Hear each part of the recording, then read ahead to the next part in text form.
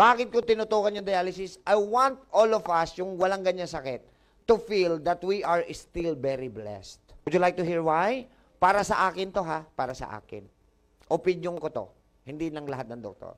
Yang sakit na yan, matindi pa sa cancer. Walang joke. Bakit? Nakasalalay sa pera ang buhay nila. They need at least 40,000 a month, per month, para lang i-continue ang dialysis. Iwalay pa ron sa 40,000 ang home medication. E paano kung wala ng 40,000 yung pamilya? Hindi naman sasagutin ng gobyerno habang buhay yan.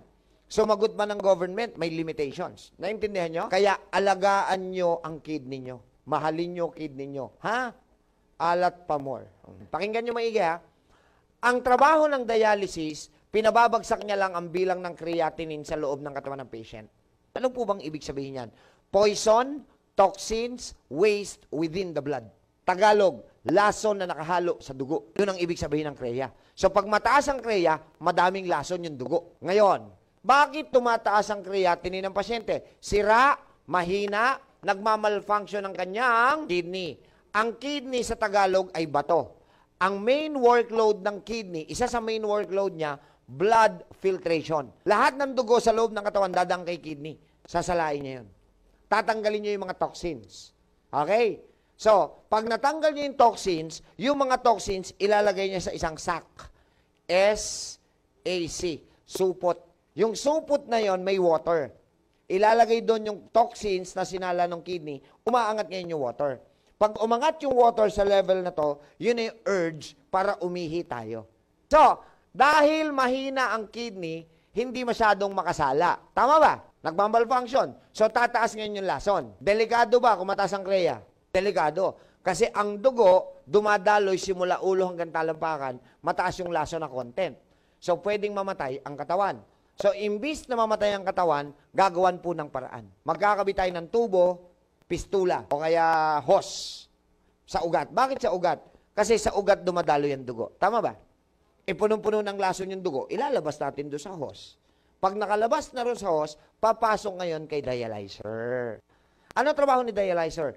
Pansamantalang kidney sa labas ng katawan mo. Siya yung maglilinis. Pag malinis na niya yung dugo, ibabalik na ulit doon sa hose, papasok sa katawan mo. Dapat pwede na mag-celebrate, yay! Malinis na ulit dugo ko. Pero may tanong, kumakain ba tayo araw-araw? Lumalanghap ng hangin, umiinom, may chemical o wala? Yung chemical, pag pumasok sa katawan natin, sino dapat sasala? Hindi nga ho nakakasala. So yung nilinis na dugo kanina ng dialyzer, mamayang gabi, marumi na naman. So pahinga ka ng 2 araw, dialysis ka ulit. I-repair natin si kidney. Dok, di ba sabi sa ospital hindi na nagagamot ang kidney? Di ba sabi sa ospital yon? Actually, to God be the glory. Hindi po sila nagsinungaling. Bakit? Pag sinabing gamot, synthetic drugs. Synthetic drugs, may chemical o wala? Paano nyo gagamutin si kidney? Chemical yun. Dok, sabi mo, i-repair. Oo, pero hindi ko sinabing gagamutin. I-repair. Paano po siya mare-repair? Number 1, kailangan malinis natin ng gusto muna si kidney ulit. Sa paanong paraan? Sa pamamagitan ng discipline.